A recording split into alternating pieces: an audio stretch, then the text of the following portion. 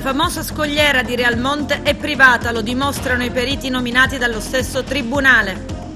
Musumeci rassicura: non possiamo considerarci in zona di emergenza. Agrigento sul filo del rasoio verso i parametri da zona rossa. Carabinieri multano persone che mangiano e brindano al bar. Passi avanti nell'avvertenza dell'ex sito produttivo di Porto Empedocle, salvi i 4 posti di lavoro. Il ponte costruito da Morandi è ancora chiuso, sono passati 4 anni, le immagini di Mariamico mostrano l'avanzamento lento dei lavori.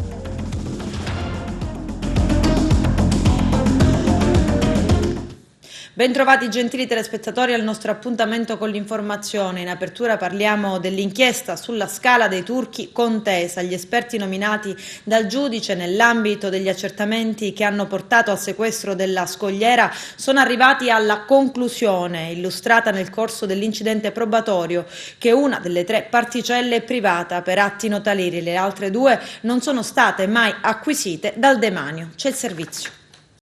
Non si tratta di uno scherzo. La Scala dei Turchi, l'incantevole falesia bianca che si erge a picco sul mare lungo la costa agrigentina, considerato uno dei luoghi più belli al mondo, è di proprietà privata.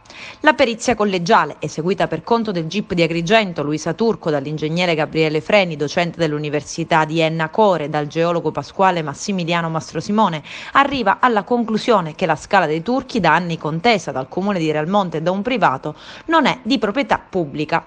È il quesito principale al quale sono stati chiamati a rispondere gli esperti nominati dal giudice nell'ambito dell'inchiesta condotta dal procuratore Luigi Patronaggio, che fra le altre cose doveva chiarire la titolarità della scogliera di Marna, famosa in tutto il mondo.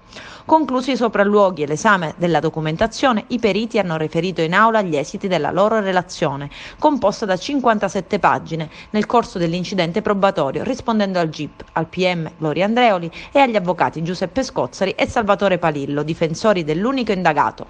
La Procura, il 27 febbraio dello scorso anno, aveva disposto il sequestro urgente della Scala dei Turchi. Una persona allora era stata iscritta nel registro degli indagati. Si tratta di Ferdinando Sciabarrà, 73 anni, che sostiene di essere il proprietario della scogliera di Marna Bianca.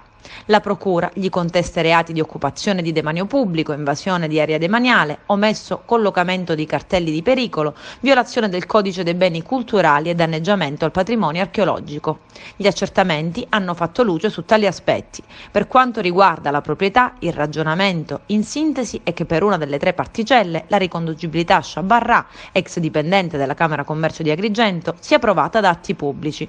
Sulle altre 2, seppur non si riscontra un atto direttamente in merito alla proprietà, appare evidente che Sciabarrà ne vanta il possesso da diversi decenni, periodo durante il quale le amministrazioni pubbliche non hanno messo in atto, scrivono i periti, azioni volte all'acquisizione dei beni e di conseguenza neppure le altre 2 particelle sono pubbliche. Su un altro fronte, i periti sono stati chiamati a fare luce sulle attuali condizioni della scogliera e del percorso di accesso, anche alla luce del fatto che all'indagato si contesta di averne provocato il deterioramento. I sopralluoghi compiuti, scrivono sempre i periti nella loro relazione, hanno permesso di accertare che tale luogo abbia subito delle violenze inaudite dai visitatori che spesso hanno lasciato dei segni indelebili sulla porzione fruibile in periodi anteriori al sequestro. Finalmente, dopo 1500 giorni dalla chiusura al traffico, l'ANAS ha iniziato i lavori su 2 piloni più ammolorati del ponte Morandi di Agrigento. Dalle odierne immagini, dichiara Mariamico, risulta evidente il grave stato di deterioramento in cui versava questa importante infrastruttura viaria: ferri arrugginiti, calcinacci cadenti e grossi buchi nelle pareti esterne. Come si ricorderà, il ponte Morandi è stato chiuso al traffico veicolare dalla stessa ANAS dopo una dura battaglia di Mariamico e la successiva inchiesta aperta dalla Procura della Repubblica di Agrigento. Il piano di recupero prevede una spesa superiore ai 30 milioni di euro. Il mercoledì è il giorno in cui la Regione sceglie il colore delle città, quindi domani Agrigento conoscerà la sua sorte. Attualmente i casi sono 126, basterebbe arrivare a 150 per far scattare il parametro di zona rossa. Vediamo. I contagi continuano a salire, scuole chiuse, uffici comunali chiusi, si rischia la zona rossa. Sì, ieri eravamo a 126 casi positivi, però da considerare sempre che 7 sono migranti in un centro di accoglienza, però sono sempre sul territorio agrigentino, quindi fanno numero, ahimè. Oggi mi sono raccordato con il governo regionale, ho paventato questa emergenza perché la settimana scorsa, mercoledì scorso, quando io ho chiesto notizie proprio per le scuole, avevamo 45 casi positivi. Oggi lunedì, o meglio ieri ne avevamo 126, ancora i dati di oggi non sono arrivati e purtroppo, sempre per direttiva del governo regionale, dobbiamo aspettare mercoledì, quando ogni mercoledì proprio la regione raccoglie i dati. Io voglio fare un appello alla mia cittadinanza e sempre continuare con la prevenzione, stare attenti, però voglio anche ricordare a tutti che quello che sta succedendo oggi è l'espressione di quello che è successo 2 settimane fa, principalmente nella zona dei Lidi, di San Leone, quando poi mi hanno criticato quella mia ZTL, che tutto sommato è stata anche ragionevole, sensata e preventiva, e oggi abbiamo questo risultato. Io voglio ricordare alla mia cittadinanza che se a pandemia migliorata si ritorna di nuovo a comportarsi in maniera irregolare e non responsabile, ritorneremo di nuovo a una quarta ondata. Questo è per fare capire ai miei concittadini, qualcuno, ma è colpa di tutti, siamo più o meno tutti irresponsabili. Quindi non puntiamo il dito sull'uno o sull'altro. Io cerco di invitare la mia cittadinanza nel collettivo a essere più attenti. Proseguono senza sosta i servizi di controllo del territorio diretti a scongiurare gli assembramenti e i comportamenti non aderenti alle precauzioni della normativa anti-Covid. I carabinieri della stazione di Castrofilippo hanno sorpreso in un pub della centralissima via Bonfiglio 7 persone che brindavano. Quell'aperitivo è costato 400 euro a persona e il locale ha anche subito la sanzione accessoria della chiusura per 5 giorni. Stessa sorte a un bar di Aragona, dove i militari della locale stazione hanno identificato 2 persone sedute a pranzare. Anche in questo caso la sanzione è stata di 400 euro a testa. Il bar resterà chiuso nei prossimi 5 giorni. I controlli dei carabinieri proseguiranno in questi giorni con il massimo rigore. Oggi la Sicilia, sottolinea un ottimista Nello Musumeci, nonostante l'aumento dei contagi nell'ultima settimana non può considerarsi in zona di emergenza. Abbiamo imparato la lezione, dice, sulla sanità non si risparmia ma si lotta contro gli sprechi. La Sicilia ha oggi numeri che ci pongono in testa tra le regioni italiane per le vaccinazioni. Vediamo.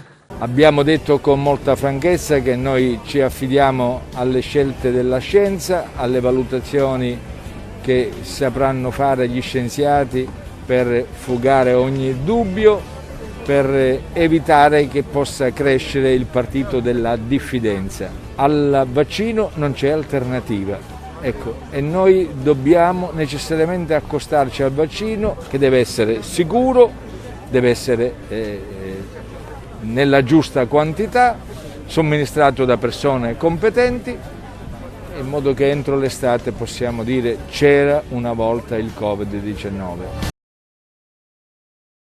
Un anno senza lavoro, un anno senza eventi, il settore spettacolo in protesta a Palermo. Vediamo. Allora, fondamentalmente i sostegni, non più i ristori. Un ristoro è una tazza calda. Il sostegno, ma un sostegno, come dice la parola, deve sostenere, quindi non deve lasciarci cadere. Al momento il settore è in caduta libera.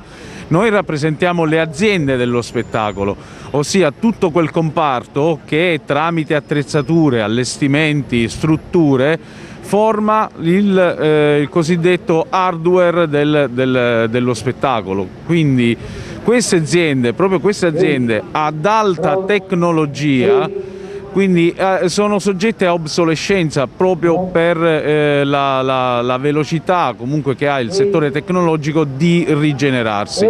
Essendo stati fermi un anno, abbiamo le attrezzature che hanno perso almeno il 50% di valore.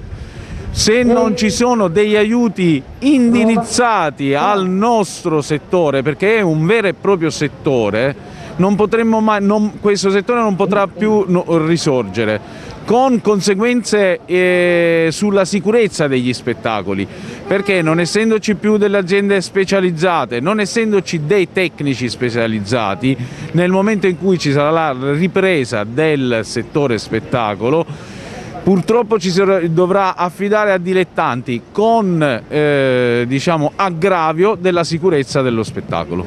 Assolutamente sì, siamo veramente in ginocchio, da più di un anno siamo fermi. Il problema reale è pure quello dell'obsolescenza dei materiali. Abbiamo attrezzature che valgono milioni di euro bloccate dentro i magazzini, che ovviamente più tempo passa più si deperiscono proprio dal punto di vista di richieste. Domani ripartiamo, questo materiale non ci verrà più richiesto, ma sempre attrezzature nuove.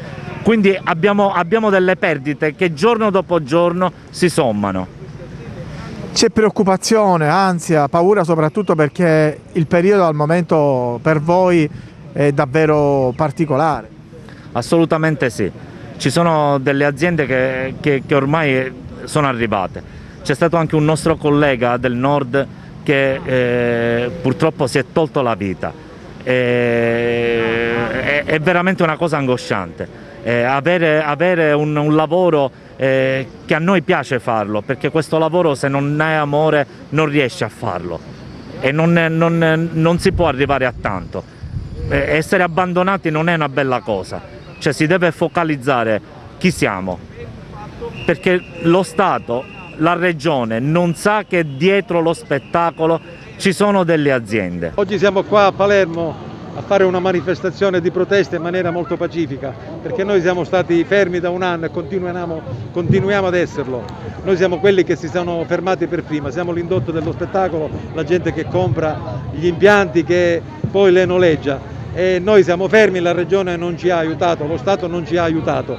È una piccola delegazione di Agrigento, ma siamo con tutta la Regione, siamo davanti al Palazzo della Regione, alla Presidenza, e siamo qui a protestare in maniera pacifica per riavere delle condizioni umane e civili e per ridarci la nostra dignità, che adesso questa dignità è stata calpestata con i piedi, giorno dopo giorno. Questi ristori, questi decreti che non sono stati fatti per noi, sono stati fatti per tante altre categorie, ma noi abbiamo visto molto, ben poco. Adesso io magari passo la parola a Emanuele, che è un'altra persona che fa parte di questo nostro gruppo.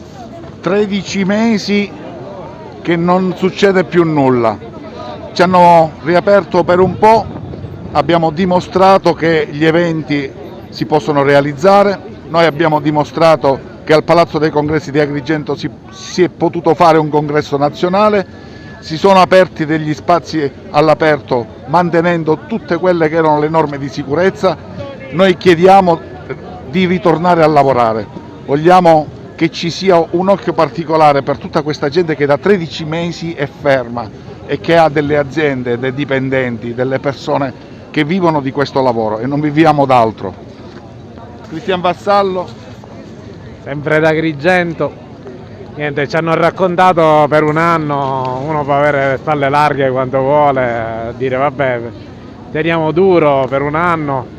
Vediamo cosa succede, domani aprono i teatri, poi li richiudono, cioè ci fanno fare anche gli investimenti per essere tutti in regola e poi ci tagliano e ci lasciano così in mezzo alla strada. Tante le iniziative del Lions Club Valle dei Templi di Agrigento anche durante la pandemia, donati dei pasti caldi alla Caritas di Agrigento. Arturo Cantella. Tante le iniziative organizzate dal Lions Club Valle dei Templi di Agrigento, presieduto da Mariella Antinoro. Tra queste quella denominata Aggiungi un posto a tavola, dove sono stati distribuiti pasti caldi per la Caritas diocesana di Agrigento e sono stati consumati dagli assistiti della Caritas durante la cena domenicale. Continua l'attività del Lions Club Agrigento Valle dei Templi, rivolgendo costantemente lo sguardo verso le fasce più deboli, che sono ancora rese più vulnerabili dalla pandemia, ed è per questo che abbiamo dato vita al service distrettuale Aggiungi un posto a tavola, diretto brillantemente dalla carissima amica l'avvocato Daniela Cannarozzo Di Pasquali. Abbiamo abbiamo nel mese di ottobre e dicembre abbiamo donato derrate alimentari affiancando i fari di luce che operano nella nostra comunità, mentre questo mese, proprio oggi, ci siamo appoggiati alla Caritas, grazie al dottore Valerio Landri abbiamo rivolto la nostra attenzione alla Caritas donando un pasto caldo ai commensali nella cena di domenica. Sì, è con grande gioia che abbiamo accolto la proposta del Lions Club di Agrigento di sostenere l'attività della Locanda di Maria, che ogni sera offre un pasto a circa 80 persone italiane e straniere che vivono soprattutto in questo momento una grande difficoltà economica legata al blocco delle attività commerciali o comunque del lavoro che spesso è anche un lavoro molto precario per i nostri beneficiari. Ieri abbiamo potuto, grazie al contributo dei Lions, distribuire un pasto caldo a circa 80 persone, come dicevo. Per noi è importante costruire delle reti di collaborazioni, perché solamente lavorando insieme si riesce a fare il meglio per chi vive nel bisogno.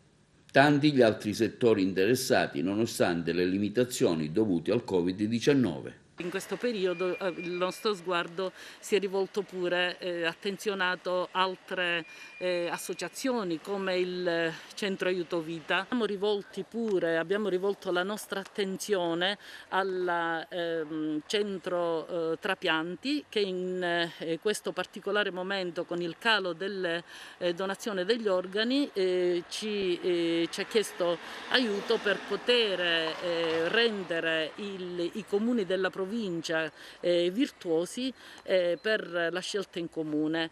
Devo dire che anche con l'AIDO abbiamo intrapreso un percorso, punto di riferimento il professore Salvatore Urso, che opera nella comunità di Favara, ma opera pure in tutta la provincia.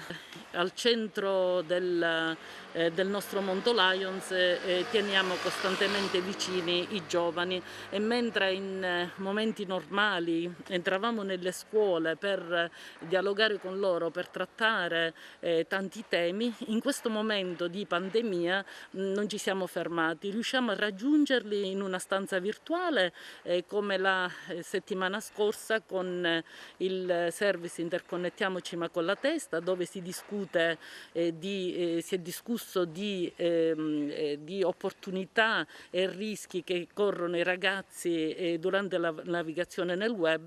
Ha riscosso grande successo con i ragazzi dell'Istituto Pirandello di Porto Empedocle, e abbiamo affrontato anche la violenza di genere con i ragazzi in questo periodo, con i ragazzi del liceo Empedocle di Agrigento e con il liceo Mauro Lico di Messina. Devo dire che avremmo potuto fare molto di più, ma la pandemia ci blocca per certi aspetti, abbiamo ancora molte cose in cantiere e speriamo di poterle, con la speranza di poterle realizzare. Devo dire un grazie, il mio pensiero va al nostro governatore del distretto, al governatore del distretto 108 YB Sicilia, avvocato Mariella Sciammetta, che è la prima donna governatore Lions in Sicilia, che con sentimenti di sobrietà, di gentilezza, con grande sensibilità ci affianca, ci sostiene in questo percorso che devo dire è in salita, però questo servizio il club, i componenti lo svolgono con il cuore, invitandoci a portare una carezza, portare gentilezza a chi ne ha bisogno. La nuova impresa, che subentrerà nel sito produttivo ex Italcementi di Porto Empedocle, riproteggerà i lavoratori dello stabilimento, un traguardo raggiunto nella lunga avvertenza che punta alla rivalutazione dell'area produttiva dismessa. Vediamo. Parliamo di una vicenda che parte da tempi lontani, l'avvertenza Italcementi di Porto Empedocle. Finalmente però ci sono delle notizie positive. Ieri c'è stato un incontro in prefettura e la CGIL ha partecipato. Com'è andato l'appuntamento? Quella di Italcementi è stata una di quelle vertenze che quando io sono stato eletto ho puntato subito l'attenzione, perché era su un binario morto. sia i Tarcementi che il comune di Porto Empedocle balbettavano, e sino a quando c'era da assumere impegni sulla carta in maniera aleatoria erano tutti contenti. Quando poi si doveva mettere mano davvero in maniera corposa all'assunzione di impegni e mantenerli, balbettavano appunto. Nel 2018, nel 2019 abbiamo fatto un accordo con una società, grazie a un protocollo d'intesa, che vuole insediarsi in quella zona industriale ex Tarcementi. Dopo 8 mesi di pressione il comune di Porto Empedocle finalmente riesce a mandare in consiglio comunale quel progetto ed essere approvato all'unanimità. È finalmente una buona notizia, perché adesso fra breve questo progetto di massima verrà approvato e 4 unità all'epoca licenziate nel lontano 2014 saranno assunti. In prefettura abbiamo chiesto l'incontro assieme con noi della CGIL e anche con Cisle Will, perché questo protocollo d'intesa che ci ha consentito a questa impresa di potersi insediare in quell'area scadeva nell'ottobre 2020. Quindi abbiamo chiesto e ottenuto la prosecuzione di quell'accordo così com'è, perché è ancora attuale. Un grazie sentito alla prefetta, perché su questi temi di occupazione, di problemi sociali è sempre attenta, precisa, puntuale ed è stata anche determinante.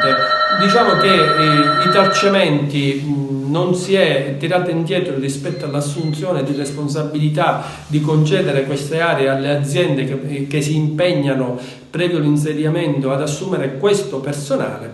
Quindi siamo molto soddisfatti per aver dato un segnale a queste 4 famiglie. Speriamo che adesso anche altre aziende, vista la valenza e la bontà di questi accordi, si facciano avanti, perché è un'area da poter utilizzare per attività produttive.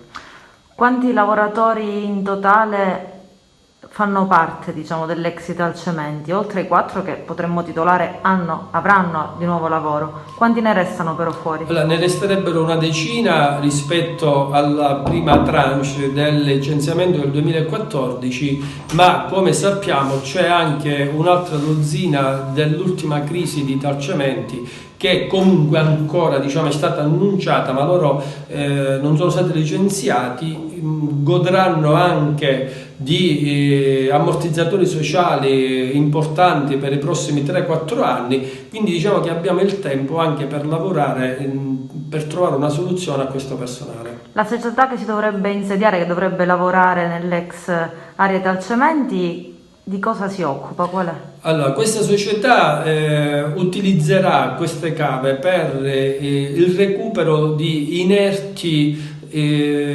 da costruzione.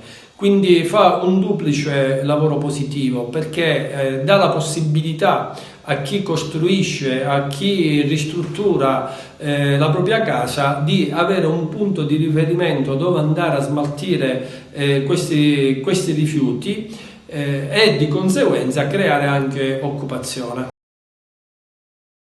Il nipote di Matteo Messina Denaro scivola durante un'escursione e muore davanti al fratello. Faceva l'avvocato e abitava in provincia di Milano. C'è il servizio. Aveva deciso di lasciare la Sicilia, scegliendo di laurearsi in legge. Faceva l'avvocato Gaspare Allegra, 37 anni, di Castelvetrano, nipote del boss Matteo Messina Denaro, l'ultimo superlatitante di Cosa Nostra, ricercato dal 1993 e condannato all'ergastolo per le stragi del 92. Usiamo l'imperfetto per parlare e ricordare Gaspare, il giovane figlio di una sorella del capomafia, infatti è rimasto vittima di un incidente accaduto domenica pomeriggio sulla Grigna settentrionale, nella zona della Bocchetta di Prada, tra i comuni di Mandello ed Esinolario. È scivolato in un canalone impervio mentre stava raggiungendo il rifugio Bietti Buzzi insieme al fratello minore Francesco, che lo ha visto precipitare. La richiesta di aiuto è scattata quando erano da poco passate le 14:30. Inizialmente sembrava che il 37enne fosse caduto in una forra. Per questo sono stati attivati anche i tecnici del soccorso speleologico. Le ricerche sono state lunghe e complicate. Solo dopo diverse ore l'elicottero di Aereo, alzatosi in volo da Como, ha individuato il corpo in fondo al canalone scivolato per oltre 300 metri. L'incidente è avvenuto a circa 1600 metri di quota, in un tratto di sentiero dove è ancora presente la neve. In azione circa una quindicina di tecnici del soccorso alpino. Per il 37enne non c'era più nulla da fare. I soccorritori hanno potuto solo recuperare la salma e trarre in salvo il fratello illeso e sotto shock.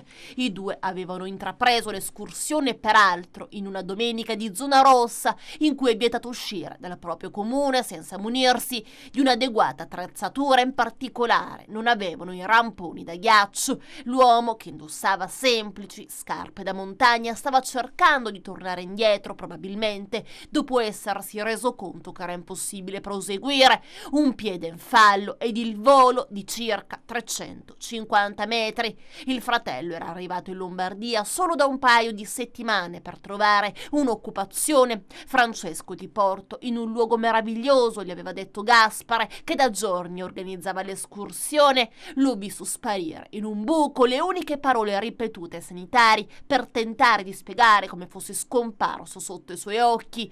Nello zaino della vittima la maglia termica e le immaginette dei santi a cui era devoto. La salma è stata restituita ai familiari. Mafia arrestato in Grecia il latitante siciliano Calderone. I dettagli nel servizio. È finita nelle scorse ore la latitanza di Mario Giulio Calderone. Su attivazione dei carabinieri di Messina, la polizia greca lo ha arrestato nei pressi della città di Larissa. Calderone, 64 anni, ritenuto elemento di spicco della famiglia mafiosa dei barcellonesi, dal 2016 è inserito nell'elenco dei latitanti pericolosi redatto dal gruppo integrato Interforce per la ricerca dei latitanti del Ministero dell'Interno. Calderone era latitante da oltre 10 anni, in quanto colpito da una condanna definitiva per il reato di associazione di tipo mafioso, poiché è riconosciuto organico alla famiglia mafiosa dei barcellonesi, operante a Barcellona Pozzo di Gotto e sul versante tirrenico della provincia di Messina, formazione criminale storicamente collegata a Cosa Nostra palermitana e catanese e tra le più sanguinarie e meglio organizzate militarmente del panorama mafioso della provincia peloritana.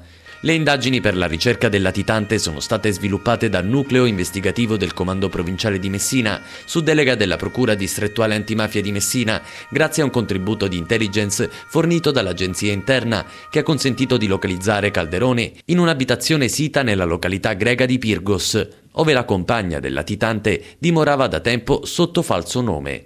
L'intervento delle autorità greche è stato richiesto dai carabinieri tramite Servizio per la Cooperazione Internazionale di Polizia. L'arresto è stato eseguito in esecuzione del mandato d'arresto europeo emesso a carico del latitante dalla Procura Generale della Repubblica presso la Corte d'Appello di Messina, in virtù di una condanna definitiva a 6 anni, 11 mesi e 19 giorni di reclusione inflitta a Calderone a conclusione dell'indagine Mare Nostrum degli anni 90. Calderone, ritenuto elemento di spiccata caratura criminale, ed era l'ultimo degli affiliati mafiosi ancora in stato di latitanza della famiglia mafiosa dei barcellonesi. Indicato da numerosi collaboratori di giustizia quale persona un tempo molto vicina a Giuseppe Gullotti, ritenuto capostorico della consorteria mafiosa, attualmente detenuto. Uccise l'amante incinta il 22 novembre del 2019 con 10 coltellate. La procura chiede l'ergastolo per un imprenditore di Partinico. Vediamo.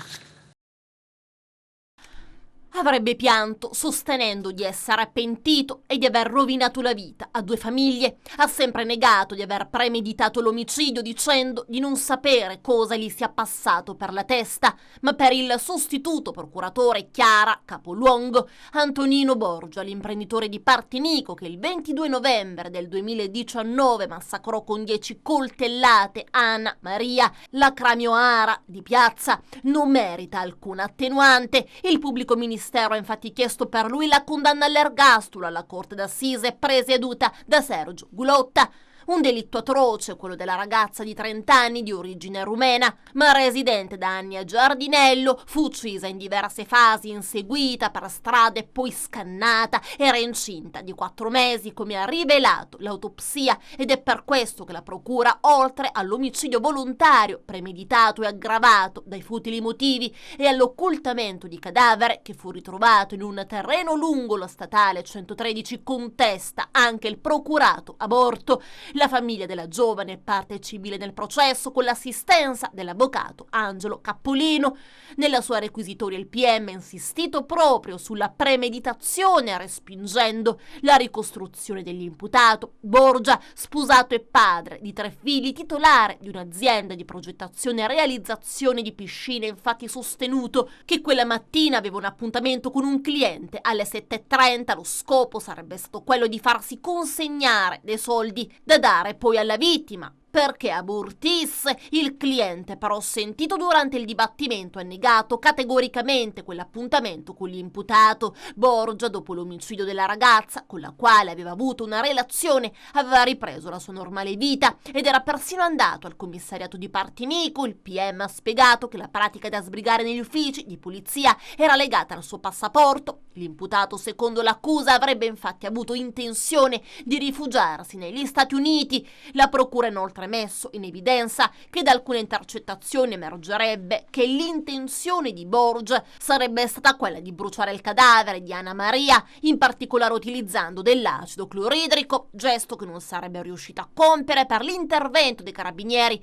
che avevano ritrovato il corpo della vittima. Il PM ha poi sottolineato che Borgia non avrebbe dato alcun contributo alle indagini. Una volta incastrato dalle prove, si sarebbe limitato ad ammettere i fatti. Tra qualche giorno la parola passerà alla difesa dell'imputato e poi i giudici si ritireranno in camera di consiglio per la sentenza. Per via delle recenti norme, Borgia non ha potuto optare per un rito alternativo come l'abbreviato e non potrà quindi avere eventualmente sconti di pena. L'assassino ha raccontato agli investigatori che la vittima lo ricattava e gli aveva chiesto soldi per non rivelare alla moglie di aspettare un bambino da lui, una versione che però non ha mai convinto gli inquirenti. Stando alle sue dichiarazioni, la vittima avrebbe chiesto 3.000 euro all'uomo, soldi che l'uomo la sera prima aveva promesso di dare, ma arrivati al cantiere dopo un rapporto sessuale i due avrebbero iniziato a litigare. A quel punto Borgia ha estratto un coltello colpendo la donna alla pancia. Lei avrebbe tentato di fuggire, ma l'imprenditore l'ha rincorsa facendola risalire sul furgone. L'uomo aveva promesso alla vittima di portarla in ospedale, ma lungo la strada avrebbero ripreso a litigare. Alla fine l'ha colpita in testa con un bastone e poi le ha tagliato la gola.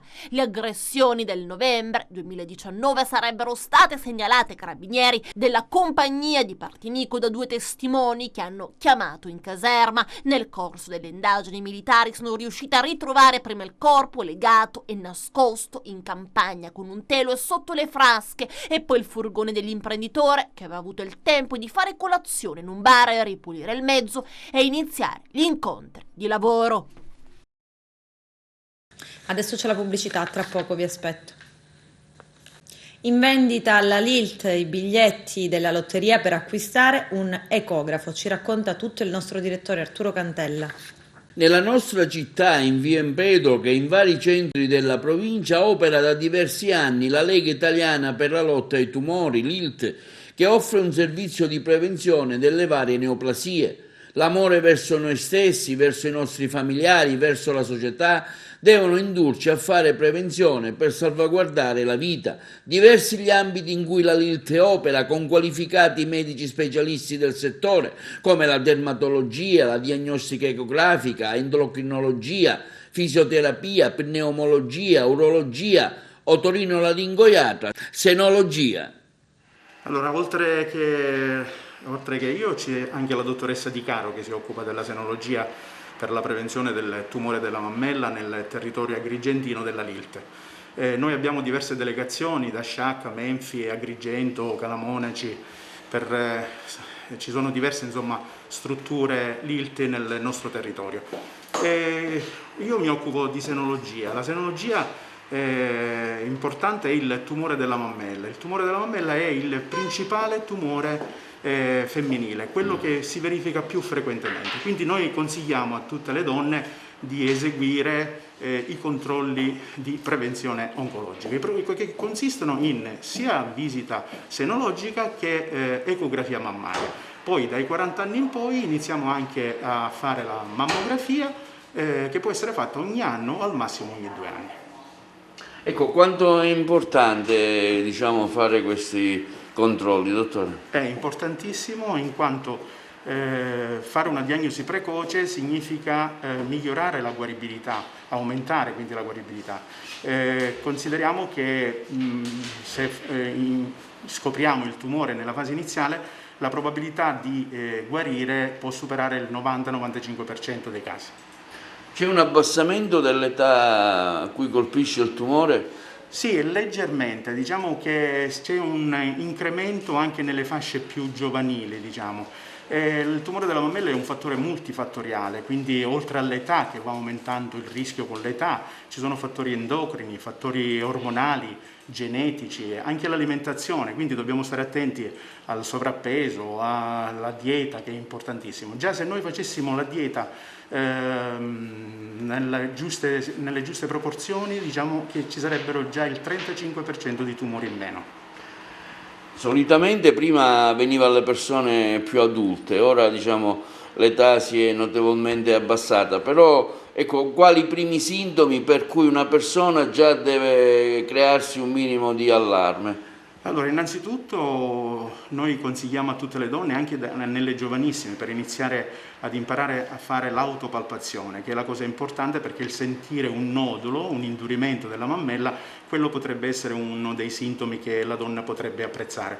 Oppure una retrazione del capezzolo, un arrossamento, una screpolatura dell'area areolare, insomma tutti quei piccoli segni, oppure anche una secrezione mammaria che è di tipo sanguinolenta, allora quelli potrebbero essere dei segnali premonitori. Ecco, al fine di una giusta guarigione, qual è, diciamo, lo stato della malattia? Si progredisce nella guarigione? Sì, grazie innanzitutto alla tempestività della diagnosi, che è la cosa fondamentale. E poi importantissime sono le tecniche chirurgiche innovative, i farmaci che sono per ora utilizzati, così come la radioterapia, tutte le tecniche radioterapiche servono anche, oltre a guarire dalla persona, si fanno interventi sempre meno demolitivi. Una domanda che può sembrare banale per chi magari non è una persona competente, ma che da molti arriva. Ecco, l'attuale Covid-19 può in qualche modo sensibilizzare verso il settore del tumore della mammella o no? Attualmente noi utilizziamo tutti i presidi, il distanziamento, l'allungamento delle visite tra l'una e l'altra, la disinfezione dei locali, capito? Quindi abbiamo tutti quei presidi per tranquillizzare le persone a poter continuare i controlli di prevenzione. Che cosa fa? Ci sono delle novità qui in sede LILT, so che state facendo anche una specie di una lotteria per l'acquisto di un ecografo, quindi sicuramente una cosa importante, perché avere un ecografo, insomma, qui nella sede LILT è importante. Sì, innanzitutto la nostra presidente, la professoressa Franca Noto Scandaliato, ci tiene molto anche a modernizzare le strutture LILT e a migliorare, diciamo, l'attrezzatura. Considerando che già recentemente abbiamo comprato un ecografo nella sede di Sciacca, oggi abbiamo un altro progetto, quello di comprarne uno per la sede di Agrigento, e per tale motivo abbiamo istituito un sorteggio, insomma, per incentivare anche le persone a donare qualcosa per aiutare la LILT, diciamo, a questo nuovo progetto. E inoltre voglio dire che alla LILT, alla delegazione di Menfi, è stata aperta una saletta chirurgica per la chirurgia ambulatoriale. Agrigento 2025 racchiuderà una serie di eventi presentati ieri nel corso di uno speciale realizzato da Televidi Agrigento. Vediamo. Un'interessante iniziativa è stata presentata ieri nel corso di uno speciale a TVA realizzato dalla nostra emittente con ospiti in studio Giovanni Parisi, imprenditore agrigentino, Gianni Provenzano, artista, e Beniamino Biondi, operatore culturale. Già si pensa al post-Covid con una serie di eventi che si andranno a realizzare, denominati Agrigento 2025. Un progetto molto ambizioso, in quanto partiremo appena il Covid ce lo consentirà. Però dietro le quinte già stiamo lavorando ed è un contenitore abbastanza pieno di iniziative, tutto legato alla città di Agrigento. Agrigento ha festeggiato, diciamo tra virgolette, l'anno scorso 2600 anni di storia, però questo non toglie che possiamo anche festeggiarla anche dopo il 2020. E ho tratto spunto da questo anniversario e dall'almanacco Vive Agrigento che io avevo prodotto negli anni passati. Avevo prodotto 3 volumi, 3 almanacchi. E da questi volumi ho messo su una serie di iniziative che tendono a valorizzare, a far conoscere la città di Agrigento, sia dal punto di vista culturale, ma anche dal punto di vista turistico. Agrigento è intesa come centro storico, Agrigento è intesa come Valle dei Templi e Agrigento è intesa come personaggi storici che hanno lasciato un profondo solco in questa città, in vari ambiti. E iniziando con l'almanacco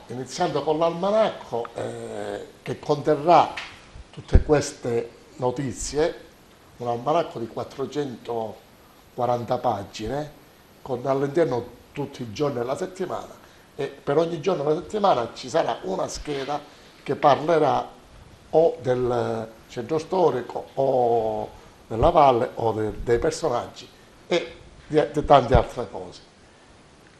Ecco, partiremo con l'almanacco, dopodiché inizieremo il progetto più importante, che è la realizzazione, ecco qua ne abbiamo una per esempio, la realizzazione di una cinquantina di sagome in ferro, tutte che verranno dipinte dal maestro Provenzano e saranno riprodotte su una sagoma in ferro, alte 2 metri, e le collegheremo nelle varie ville che ci sono a Agrigento, cominciato dalla villa Bonfiglio e coinvolgendo anche qualche altra villa che Agrigento ha.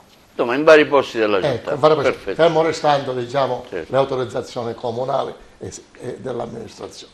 Ecco, queste sagome rappresentano la storia di Agrigento, dalla fondazione fino ai primi del Novecento.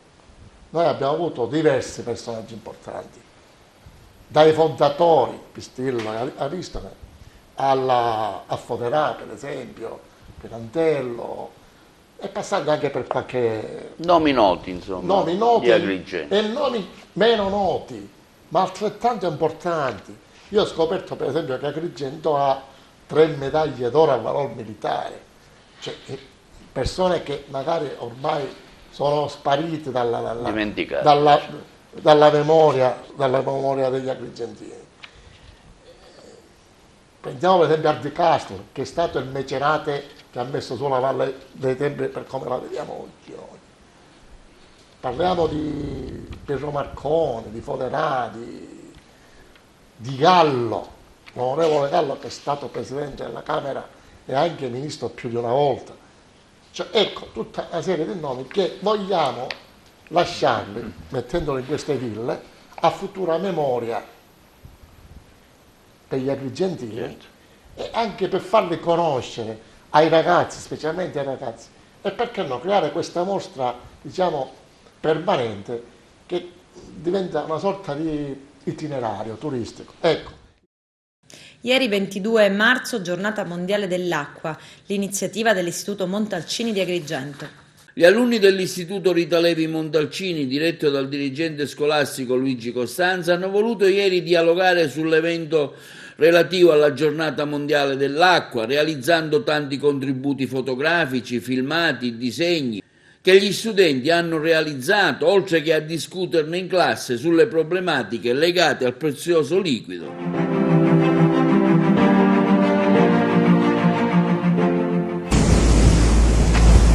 L'acqua è l'elemento dominante della superficie terrestre, occupata per più del 70% dagli oceani. Poi ci sono i fiumi, i laghi, l'acqua intrappolata in forma solida nei ghiacciai e nelle calotte che ricoprono l'Artico, l'Antartide e la Groenlandia, l'acqua conservata nelle falde acquifere. È nell'acqua calda delle sorgenti idrotermali che è nata la vita.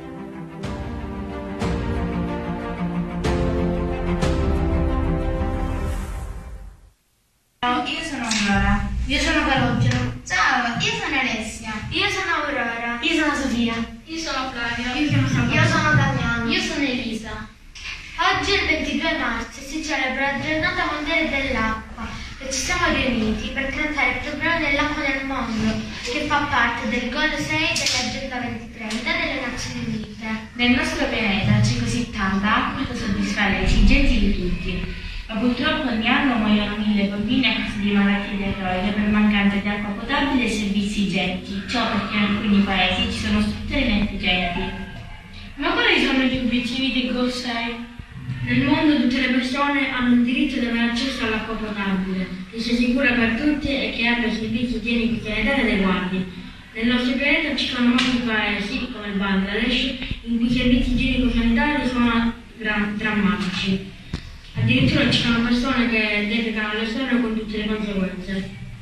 E cosa prevede di fatto il Goal 6? Bisogna migliorare la qualità, riducendo l'inquinamento e il rilascio di sostanze chimiche, eliminando le discariche e proteggendo gli ecosistemi legati all'acqua, come i fiumi, i mari e le falde acquifere, avere dei servizi igienico-sanitari adeguati e porre fine alla navigazione all'aperto. Per fare ciò è necessaria la collaborazione internazionale. C'è gente che non usufruisce di acqua pulita o di servizi igienico-sanitari decenti? Nel mondo c'è molta gente che utilizza fonti di acqua contaminate da escrementi. Circa 2 miliardi di persone non hanno accesso al WC. Inoltre il 80% delle acque di scarico prodotte dalle attività umane vanno a fluire nei mari e nei fiumi senza essere depurati. La conseguenza è che circa 1000 bambini ogni giorno muoiono a causa di malattie legate all'acqua non potabile. Ma quale augurio può fare a noi alunni? Allora, ognuno di noi può fare la nostra parte, come? Cercando di riparare le perdite di acqua nelle nostre case, evitando di buttare i prodotti tossici o biologici nel WC, raccogliere l'acqua piovana per fare la biancheria a casa. E un altro consiglio è quello che vi invito sempre a chiedere, informarvi, prendere più nozioni possibili, essere curiosi. Tutto ciò aiuta a capire cosa si può fare per far sì che il Goal 6 dell'Agenda 2030 possa essere raggiunto il prima possibile. Ogni giorno della nostra vita deve essere il 22 marzo, perché dobbiamo pensare a cosa si può fare per mettere tutti nelle condizioni di poter usufruire acqua potabile e servizi igienico-sanitari decenti. L'acqua è importante per la vita, ma l'acqua pulita e potabile è sempre vicinità. Riparte il campionato di eccellenza, il presidente dell'Acragas, Sonia Giordano, punta al salto di categoria e intanto c'è un nuovo ingresso in casa bianco-azzurra. Carmelo Lentini. Dopo il via libera della FIGC alla ripresa per i campionati di eccellenza, l'Acragas ha ripreso la preparazione collettiva nella giornata di lunedì scorso agli ordini del tecnico Francesco Di Gaetano. Come è stato preannunciata dalla stessa federazione, il torneo avrà inizio il prossimo 11 aprile e la compagine dei Templi dovrà affrontare all'Esseneto il Castellammare, cui seguiranno la trasferta di Sciacca, il derby casalingo con il Profavara ed ancora, ma di mercoledì, fuori casa in quel di Mazzara per completare il mese di aprile. Nel mese di maggio Misilmeri all'Esseneto, Nissa a Piandellago, cui seguiranno 2 gare interne rispettivamente con Parmonval e Canicattì, quest'ultima di mercoledì. Ultima partita della stagione sul rettangolo di gioco dell'Oratorio Marineo. Le prime 8 saranno divise in 2 quadrangolari. Nel primo ne faranno parte le prime 4 classificate che si affronteranno con le altre del secondo quadrangolare. I quadrangolari avranno inizio domenica 30 maggio, si continuerà con la seconda giornata mercoledì 2 giugno e si concluderà con la terza domenica 6 giugno. Non sono previste retrocessioni. Le prime 2 classificate per ogni quadrangolare si disputeranno le semifinali, poi le vincenti si affronteranno in una gara unica finale domenica 20 giugno e la vincente approderà in Serie D. Un format duro che metterà alla prova tutte le squadre che mirano alla promozione finale. Alle competizioni che riprenderanno, così come agli allenamenti collettivi, dovrà essere applicato il protocollo sanitario attualmente vigente per i campionati nazionali della LND e le competizioni giovanili nazionali organizzate dal settore giovanile e scolastico della stessa FIGC. Alla ripresa della preparazione di lunedì pomeriggio, l'Acregas, agli ordini del tecnico Francesco Di Gaetano, si è aggregato il forte esterno di centrocampo Romito Paolo Bulades, classe 97, originario di Erice, cresciuto calcisticamente nel giovanile del Trapani, con un passato in D con Paceco, Gela e in eccellenza con Biancavilla e Mazzara. Il giocatore è conosciuto molto bene dallo stesso tecnico Francesco Di Gaetano per averlo avuto le proprie dipendenze. Con questo è tutto, termina qui l'edizione del telegiornale. Grazie per la gentile attenzione e per essere stati con noi. A presto.